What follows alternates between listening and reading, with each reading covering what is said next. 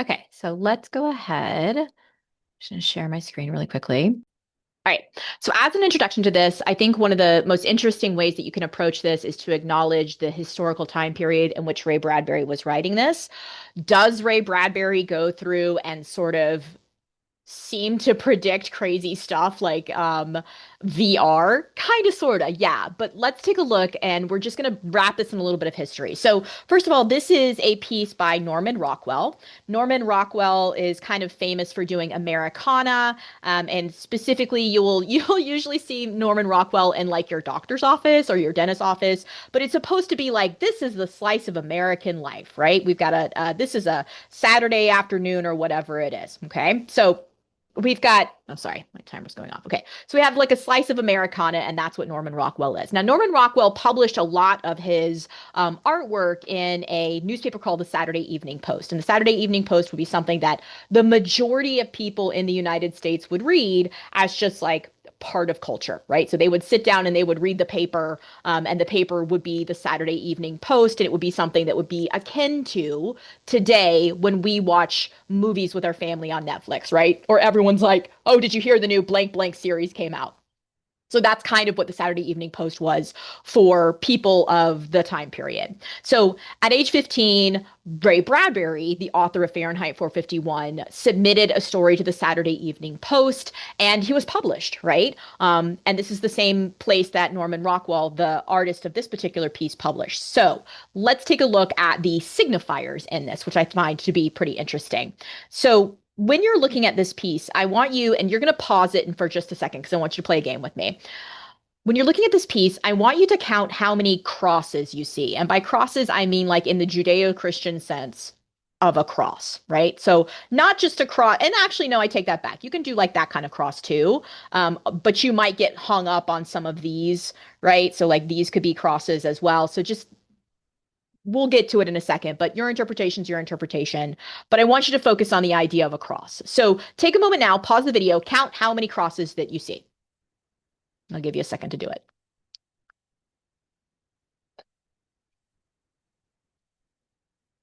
Okay.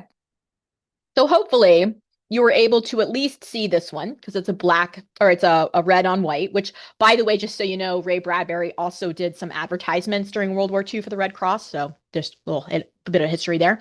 Um, You will also likely have noticed this cross in the background, which is at the top of a church. So there's a steeple there. You might see these little birds kind of fluttering in the background.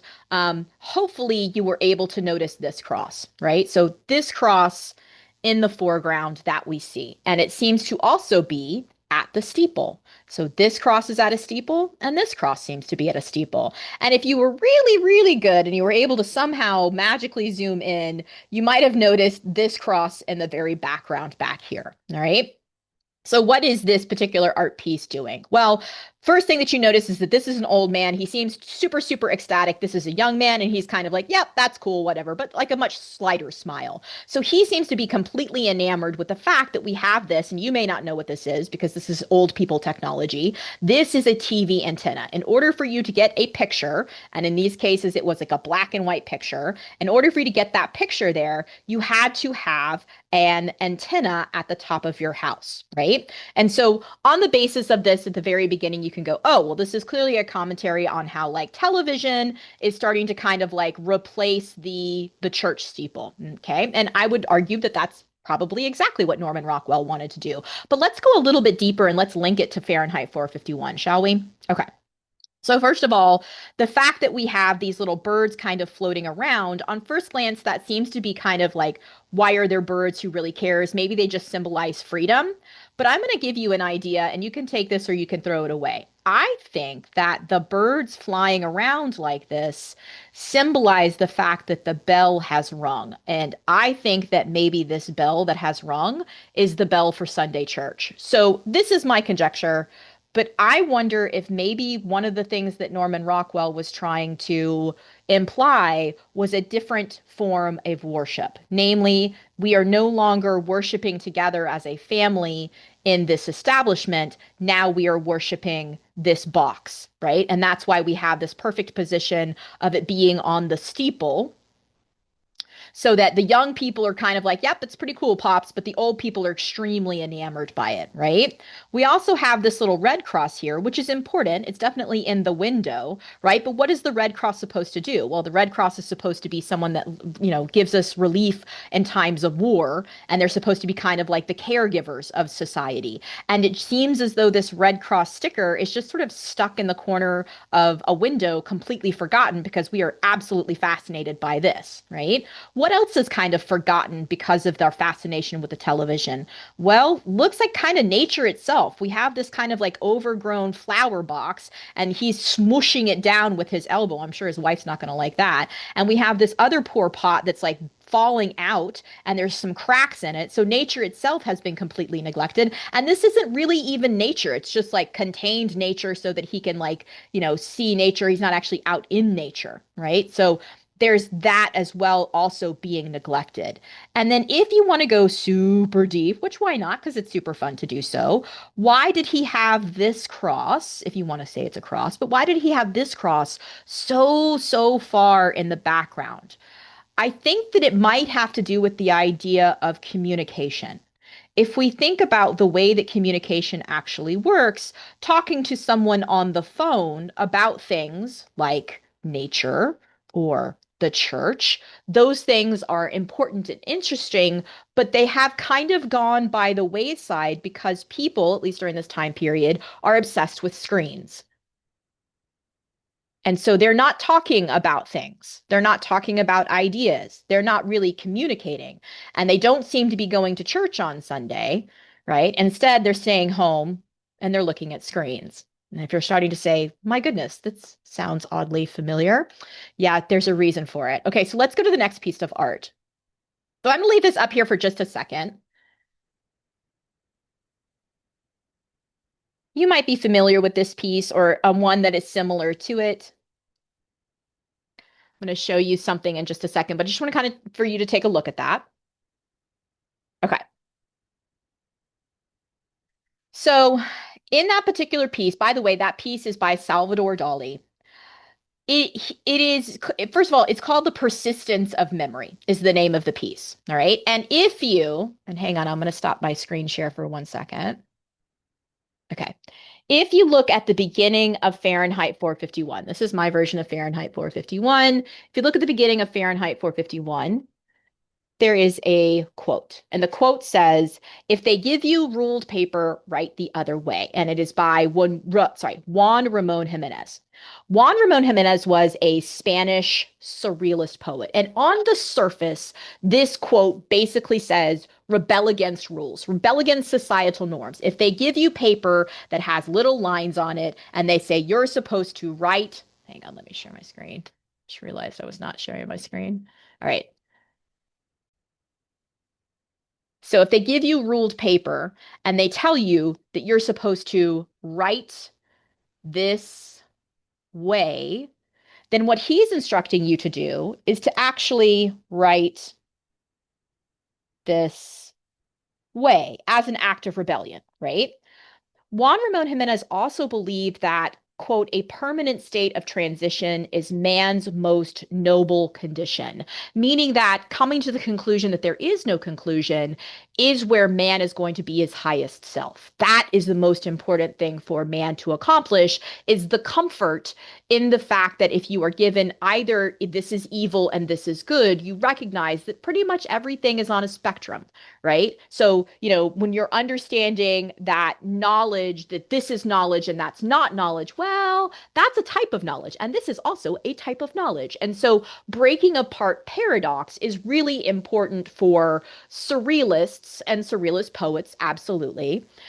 This also relates to the idea of surrealism as an art movement, because, like I said, Dali called this particular piece the persistence of memory. And isn't that interesting? The idea that time itself can take what we know to be memory, which I feel like this is kind of memory.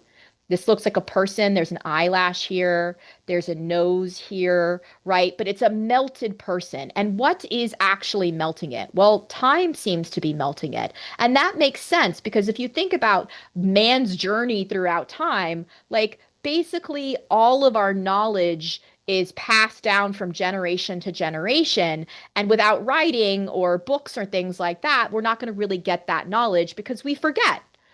Memory sort of kills everything because as we get older, we forget certain things that happened or the accuracy of certain things that exist. That's also why we have all of these little ants on here. He was obsessed with ants, Salvador Dali. I also kind of equate that to the idea, if you've ever heard the philosophical concept of the ant standing on the edge of the highway, not being able to contemplate what it sees. So these ants are also an aspect of decay, right? So memory decays as we get older, not only as individuals, but also as society. We forget just about the dangers of history.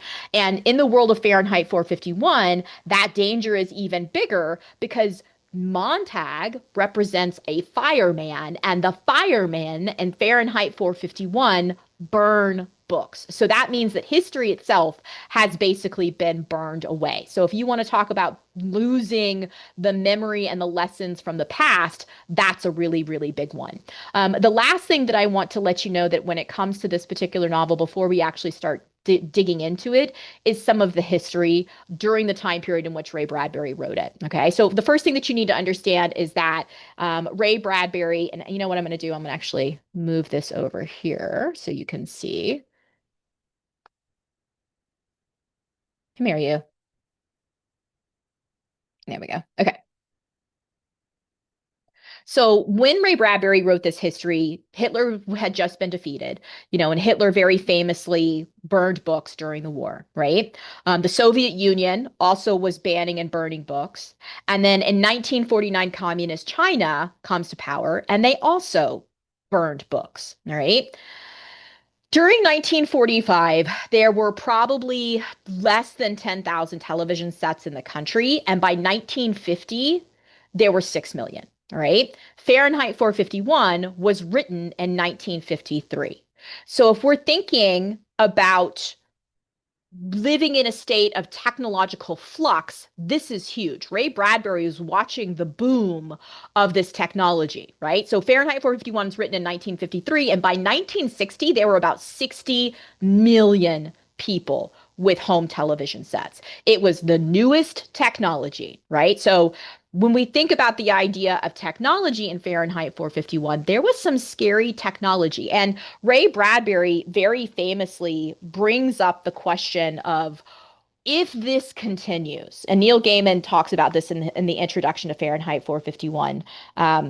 But basically, he asks if this goes on, if this type of technology goes on, what could happen? And that's the basis of Fahrenheit 451. So, what are we going to do? With all of that in mind, we are going to listen to the beginning of Fahrenheit 451 and we're going to doodle it a little bit together. Okay. So let me pull it up really quickly. Okay. So I know this looks like I've already doodled it a little bit, and I have, but only so that I can kind of like dive into the philosophy aspect of it. At the beginning of the book, you're going to hear them talk about the hearth and the salamander. And just to show you, hang on, let me show my book again. So just to show you, this is what it looks like. This is the section title. And this book isn't really broken up into chapters. It's more broken up into sections. And the first section is The Hearth and the Salamander. And the title of this section is actually a literary term. So hang on, let me show you. It is no, hang on. Sorry. It is a paradox.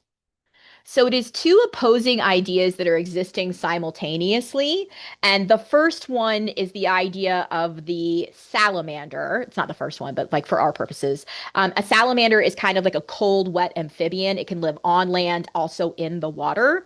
And then the hearth is the idea of a warm, family fireplace that is comforting. And that's the title of the section, which seems to be in direct contrast to the actual opening scene. The first line of this is, "It was a pleasure to burn."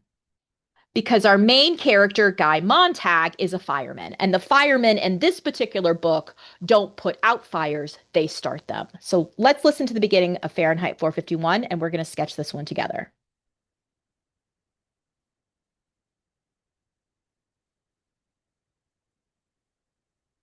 Okay, so this is going to be the first section, and we will be reading to approximately page 8. Don't worry about all that writing. So this is just me reading. 1. The hearth and the salamander.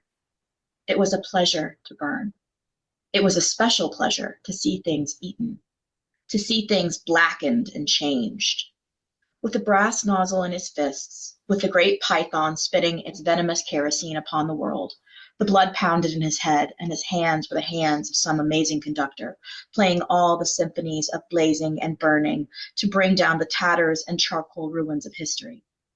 With his symbolic helmet numbered 451 on his stolid head, and his eyes all orange flame with the thought of what came next, he flicked the igniter, and the house jumped up in a gorging fire that burned the evening sky red and yellow and black.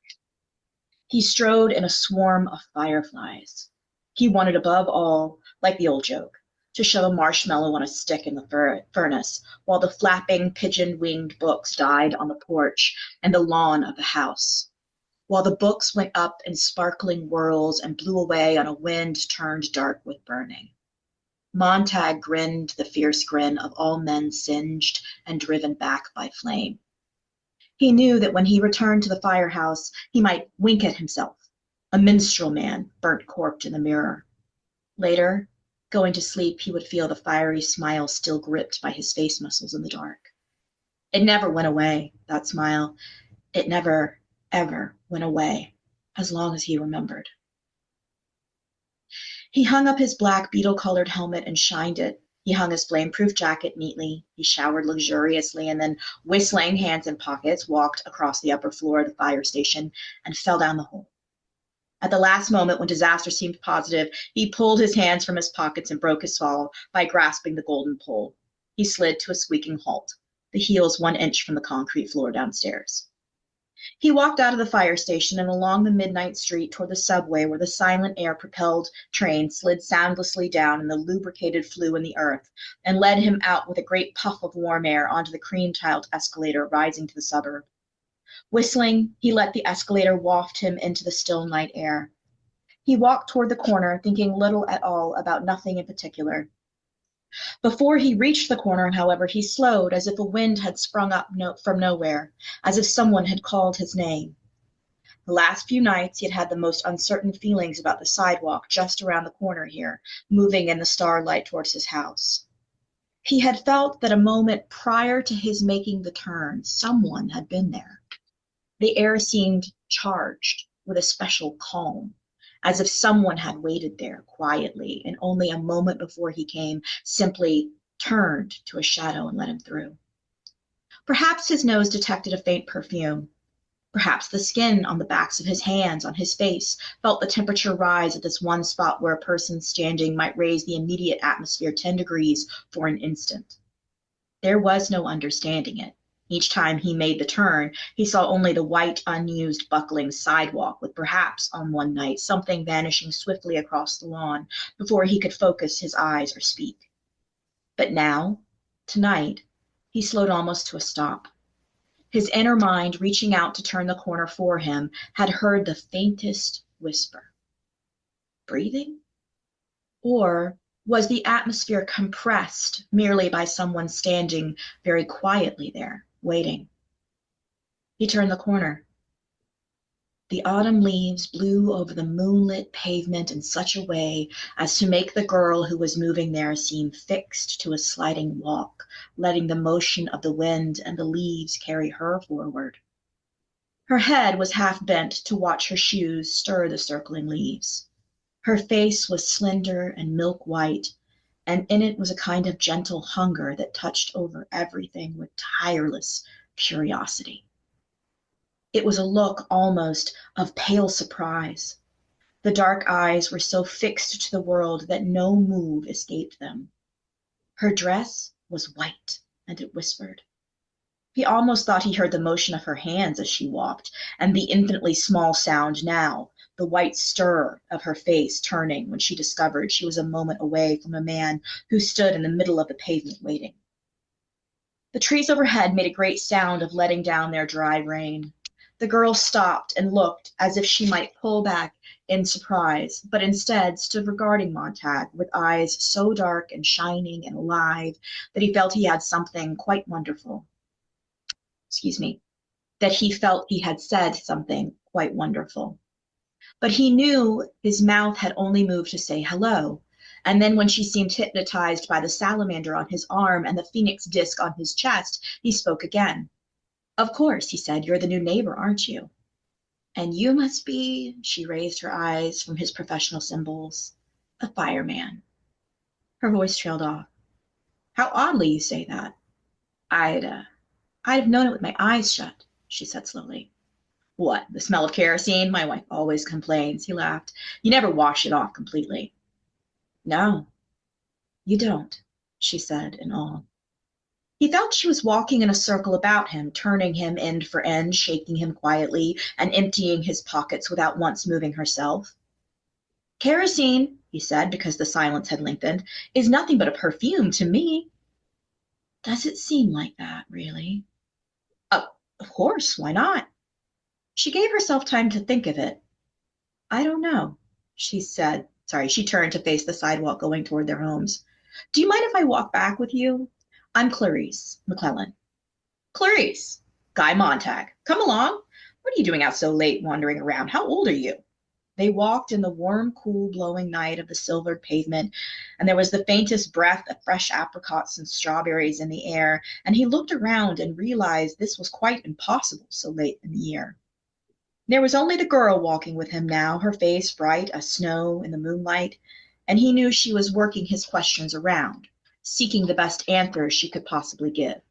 Well, she said, I'm 17 and I'm crazy. My uncle says the two always go together. When people ask your age, he said, always say 17 and insane. Isn't this a nice time of night to walk? I like to smell things and look at things and sometimes stay up all night walking and watch the sunrise. Okay, so continue drawing, just kind of listen. So we have this opening scene, and in the opening scene, we are introduced to Guy Montag, and he is called Guy Montag because he's just supposed to be the regular everyday Joe. All right, so he's everyman, if you'd like to. Um, and what does he do? He uses his, and it's called the Python is the reference there, right? So he uses this snake-like fire hose to basically set books on fire. And the books are described as being flapping, pigeoned wing books that die on the porch. He is killing books that are being compared to birds. And when you think archetypally, birds almost always represent freedom. If you've ever read A White Heron by Jewett, you know that like when we talk about the idea of birds and freedom, it can be freedom as in like freedom of a civilization, or it can be freedom of as an individual. And in this case, it would be the freedom of the individual thought, basically. Okay. So as he does this, it's described that Montag grinned the fierce grin of all men singed and driven back by flame. He has a burnt corked smile. He would wink at himself, a minstrel man, meaning that this smile is about performance. He is not really happy. He is just performing happiness because the society in which he lives tells him that he is supposed to be happy doing this job, the job of killing the freedom of the books, right? Because he's not questioning it. There is no question. He doesn't have a thought. Nothing sort of lasts. So we are then taken where he's sort of walking through his everyday, and we find out that he's in the fire station. He kind of like goes up and to the fire station and then smooths himself back down.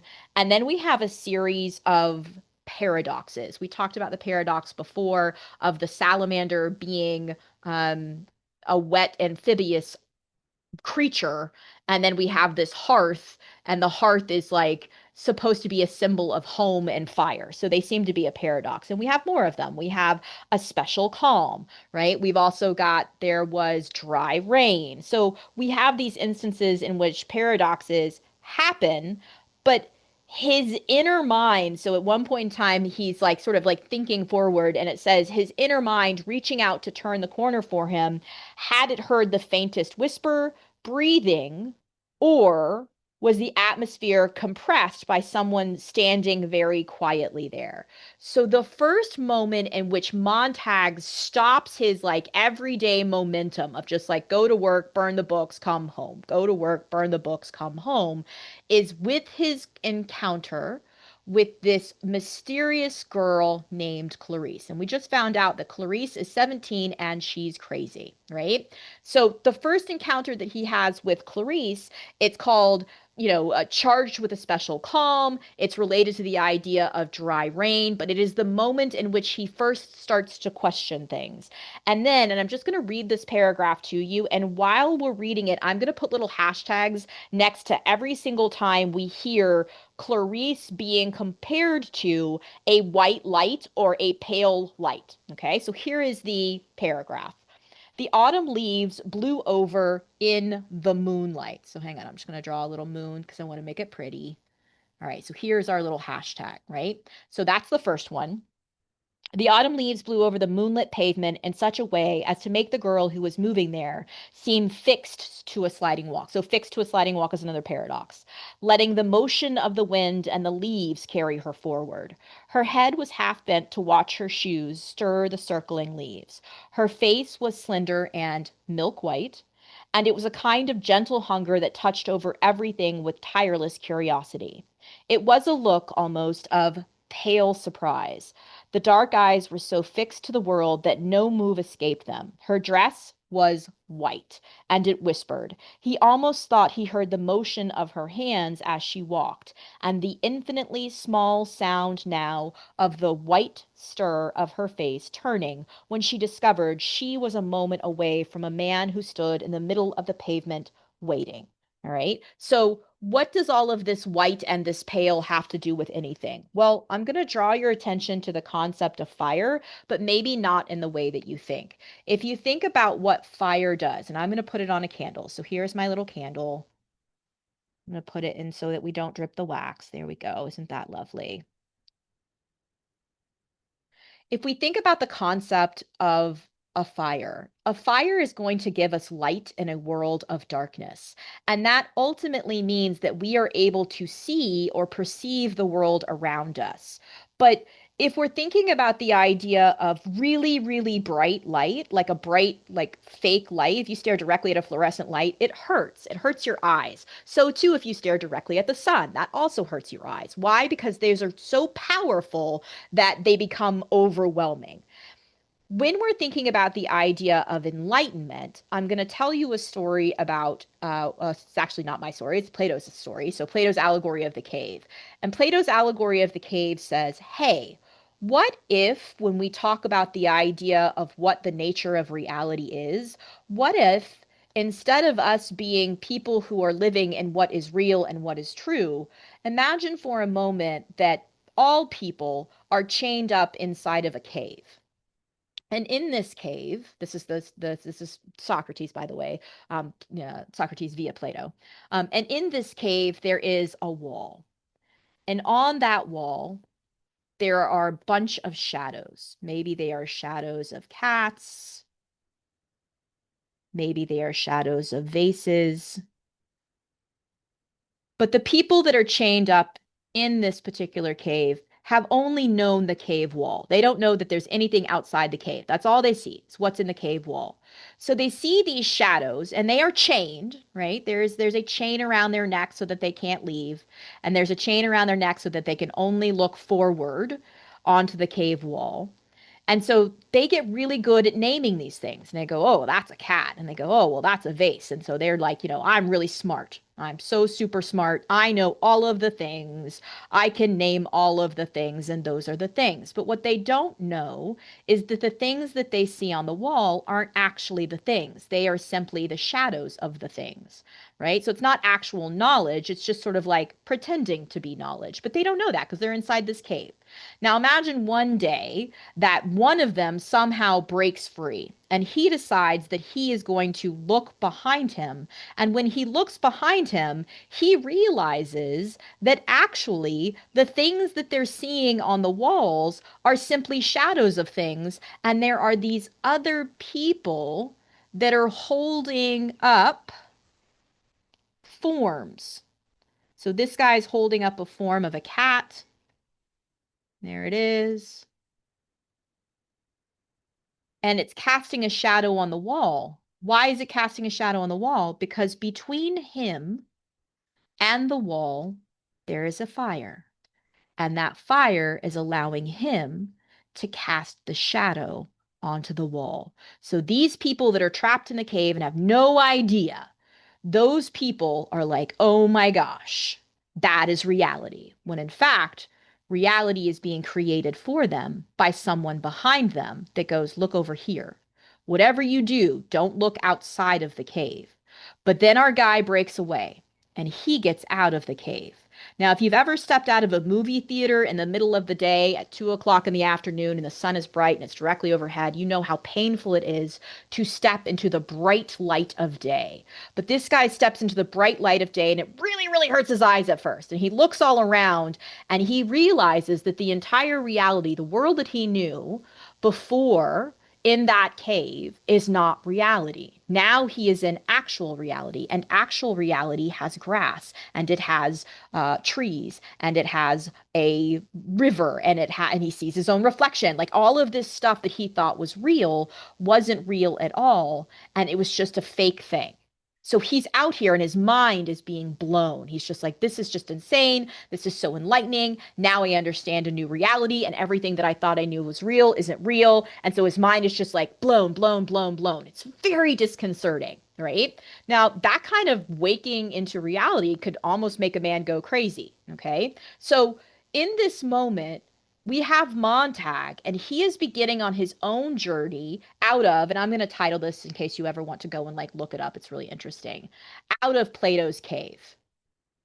And he's going into the great light of enlightenment. He is about to learn a whole bunch of stuff that he thought was real isn't actually real. Okay. And when he has this first encounter, he is lucky enough to see enlightenment, not through the bright sun screeching idea of day where it will blind him and make him go a little bit crazy, but instead through Clarice, which is the character that we just heard from, who is associated with the light of the moon. She is a softer version of enlightenment, right? She's pale and she's white, but she's not blinding white. She is the moon. So she's fragile milk crystal, right? She is less harsh as the bright light of reality. And this is what Montag is graced with. And remember, her name is Clarice. Hang on. Her name is Clarice because she is the beginning of Montag's clarity. That's why her name is Clarice. Okay.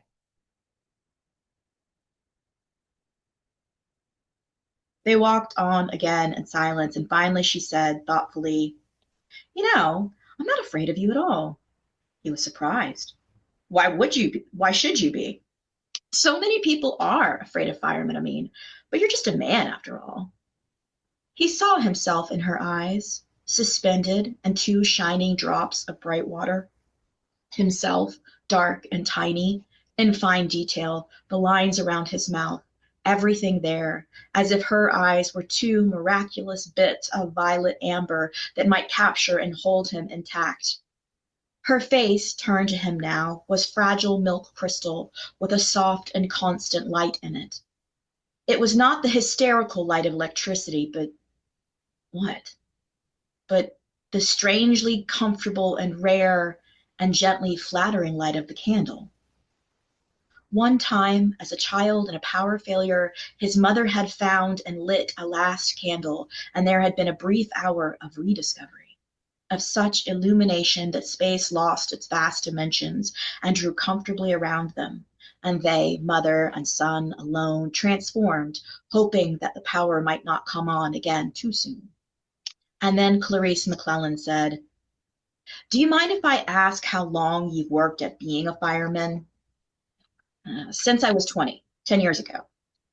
"Do you ever read any of the books you burn?" He laughed. "That's against the law." "Oh, of course.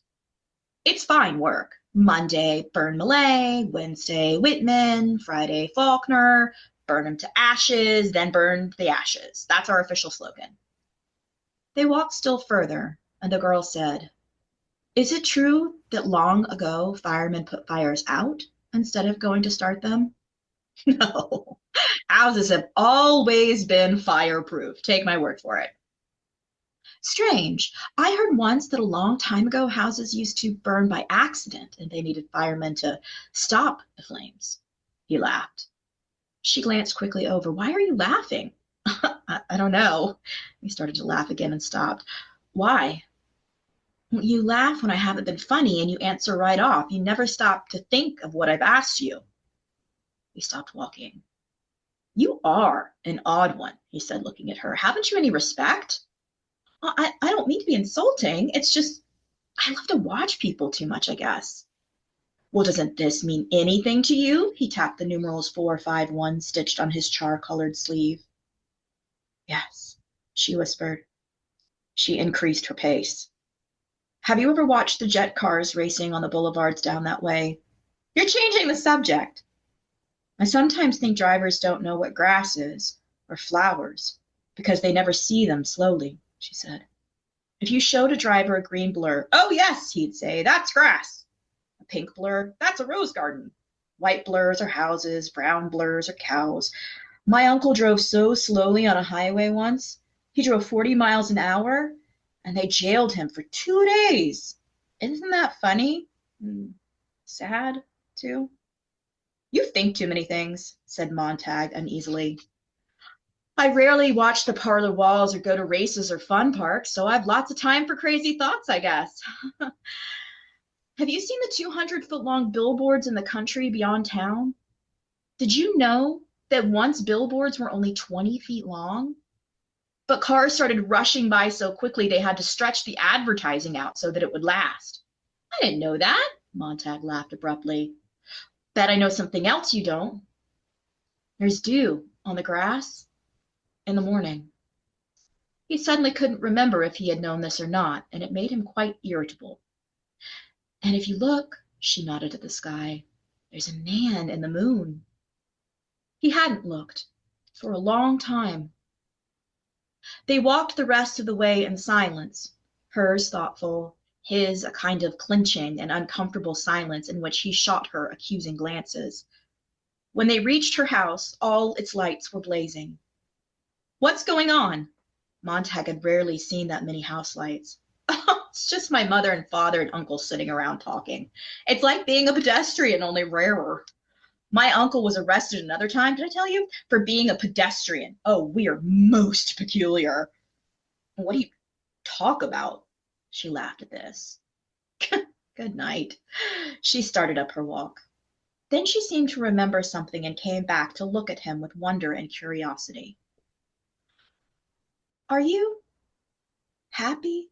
she said. "Am I what?" he cried. But she was gone, running in the moonlight. Her front door shut gently. "Happy! Of all the nonsense!" He stopped laughing. He put his hand into the glove hole of his front door and let it know his touch. The front door slid open. "Of course I'm happy. What does she think? I'm not?" he asked the quiet rooms. He stood looking at the ventilator grill in the hall and suddenly remembered that something lay hidden behind the grill, something that seemed to peer down at him now. He moved his eyes quickly away. What a strange meaning on a strange night. He remembered nothing like it save one afternoon a year ago when he had met an old man in the park and they had talked. Montag shook his head. He looked at the blank wall. The girl's face was there, really quite beautiful in memory, astonishing in fact. She had a very thin face, like that of the dial of a small clock seen faintly in a dark room in the middle of the night, when you waken to see the time and the clock telling you the hour and the minute and the second, with a white silence, and all glowing, all certainty, and knowing what it is to tell of the night passing swiftly towards further darkness, but moving also towards a new sun. What? Asked Montag of that other self, the subconscious idiot that ran babbling at times, quite independent of all will and habit and conscience. He glanced back at the wall. How like a mirror, too, her face. Impossible. For how many people did you know that refracted your own light to you? People were more often, he searched for a simile, found one in his work, torches, blazing away until they whiffed out. How rarely did other people's faces take of you and throw back to you your own expression, your own innermost trembling thought. Okay, so I'm going to stop there. All right. So if we're thinking about the idea, All right, so starting on page hang on. 153 to the no, end of the shush book. you. Or shush me. Montag Shush me. Sorry. Okay. Sorry. Okay, so if we're thinking about Clarisse being the moment in which Montag has clarity and he's starting to free himself from this cave, right? He has gone out into nature and he's like, what the heck in heck? She asks him some really important questions. She asks him about the history of the firemen, in which he gives the history that he was taught. And the history that he was taught is basically firemen have always burned houses down. And we, as people who are reading this book, know that that's not true, right? But history for them has been completely usurped and has been taken away because books have been taken away, right? There's also the moment in which she asks him whether or not he's actually happy. And that is a moment of realization that causes his mind to spin, again, coming out of that moment of what is this new world? What am I actually questioning? She gives him clarity to start asking some real questions about, are you really happy? To which he rebels, right? Remember, the first line of the book is, it was a pleasure to burn. But is there a difference between pleasure and happiness? Is that something that could be considered a deeper philosophical question? We have some foreshadowing going on, right? We've got the foreshadowing of the person on the bench. We don't know what that is. We have the foreshadowing of what's behind the grill. We don't know what that is, unless you've already read the book. And if you have already read the book, then you know, going back and rereading it again, wow, there were a lot of things that I missed the first time. So something to keep in mind. Okay, so let's take this. Let me save this really quickly. And we're going to bring it all the way back. Let's bring it all the way back to the beginning of class. So at the very beginning, I showed you this piece. The idea that television is replacing community, it's replacing communication, and to some extent, our humanity in which we help others who might need us is also being at least neglected. But what else is being neglected? Well, we just heard in the world of Fahrenheit 451, people don't do weird things like walk around and put their feet in grass, right? They don't think about nature. In fact, they drive so quickly through the countryside that all of the billboards have to be super, super long in order for people to be advertised at because they're going so very, very quickly, right? Clarisse is supposed to represent the sort of like calm comfort of a candle in the darkness, a natural understanding of light, but a natural understanding of light that is less than the harsh sun, right? Less overpowering than the great light of enlightenment of the sun coming down upon us, right? She's supposed to represent a softer form of enlightenment. And when we think about this particular picture, the fact that her family has all of their lights blazing in their house is because back in the day, these little TV sets were so small during Ray Bradbury's time. These TV sets were so small that they literally had to turn all of the lights off in the house to fully see the picture. And so it used to be that when you went to go to someone's house, you could tell that they were home because they had their porch light burning, right? Now, during the period that Ray Bradbury is writing this novel, you could tell that people were home because their lights were off. and all you saw was the glow of the television. And that was because everyone was turning all of the lights off in order to watch the TV. So this is his fear of technology. This is basically, if we keep going in this direction of this massive boom of technology and TVs, we're going to start worshiping this. And if we start worshiping this, then that means that all of our stuff is going to start to go away, including reading. And to be fair, he is an author of novels and short stories and things, so that's probably very disconcerting. But it also brings up this surrealist idea, right? The persistence of memory. What do books actually do? Well, the goal of books is to help us remember what the past is, to help memory persist. And in the world of Fahrenheit 451, that memory has been taken away. Okay, we'll end it there.